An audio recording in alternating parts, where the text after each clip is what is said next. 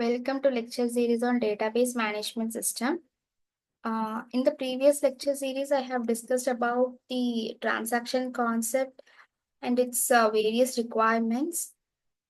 In today's lecture, we will discuss about the asset properties. Also, we will discuss about the various transaction states.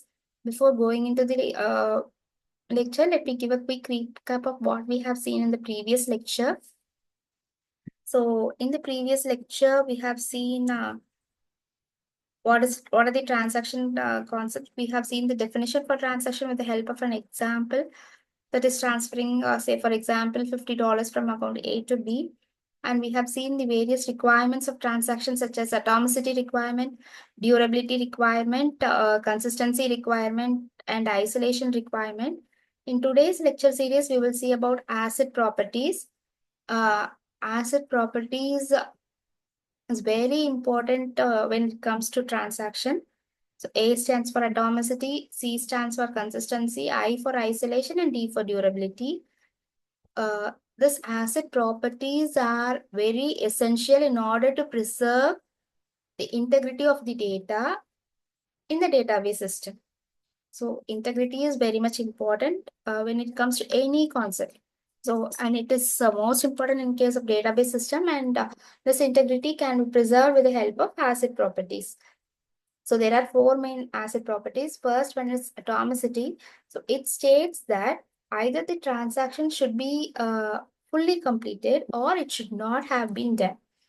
There should not be anything like it is partially completed. So this is what atomicity is all about.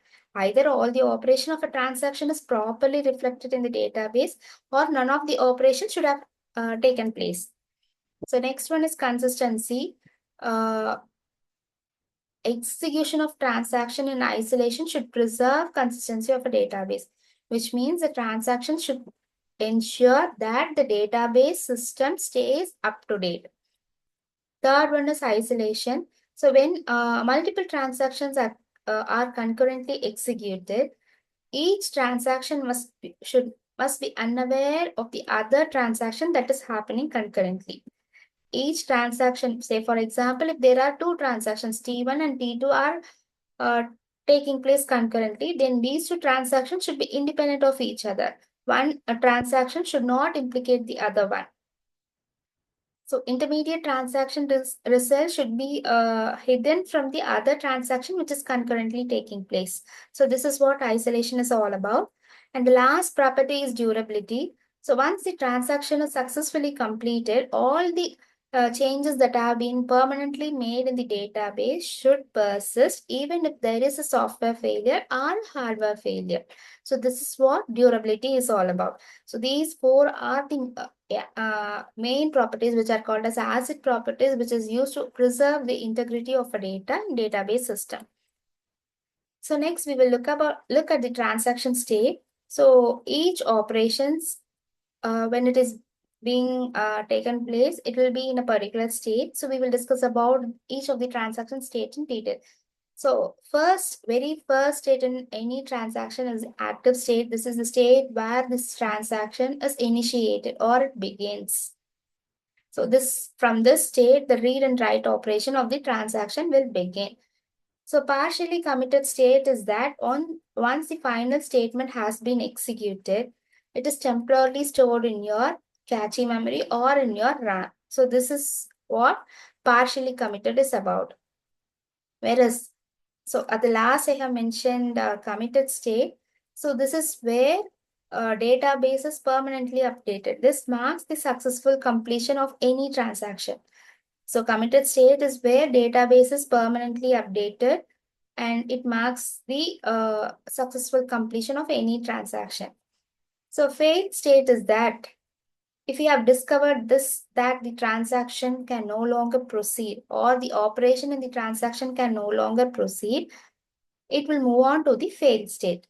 So from the failed state, if the transaction wants to roll back to the initial state or to the state prior, it has to move on to the aborted state. So this is where after the transaction has been rolled back, the database will be restored to its prior state. It will be rolled back to prior of the start of the transaction. So here we have two options. Once the transaction is aborted, we have two options. One is either to restart the transaction or to terminate the transaction, to kill the transaction. So we have two options once the transaction enters the aborted state.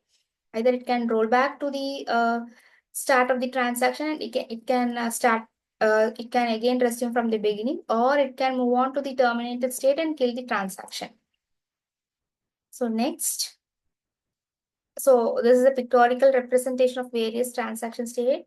First is the active state. From active state, the transaction shall move on to either partially committed or to the failed state.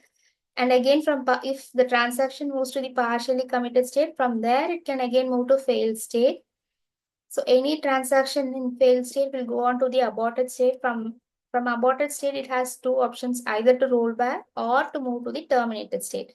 So if a transaction is in the partially committed state, next it will move on to the committed state where a transaction is permanent, where the updates of the transaction will be permanently stored in the hard disk or in your database system. So we will see about the concurrent execution now, so that it will be helpful for you to understand the schedule topic that I will be discussing later in the part of this lecture series. So what is meant by concurrent? More than one transaction is being executed simultaneously. Simultaneous execution of any transaction is called as concurrent execution. So what is the advantage of this concurrent execution is that it increases the processor utilization as well as disk utilization. So which will lead to a better transaction throughput. So next is the average response time of the transaction will be reduced. It is because the transactions are executed simultaneously. None of the transactions shall need to wait for a longer time to get the desired result. So to make this concurrent execution successful, we have several concurrency control schemes. So these schemes are mechanisms to achieve isolation. So which we will study in the later part of the syllabus.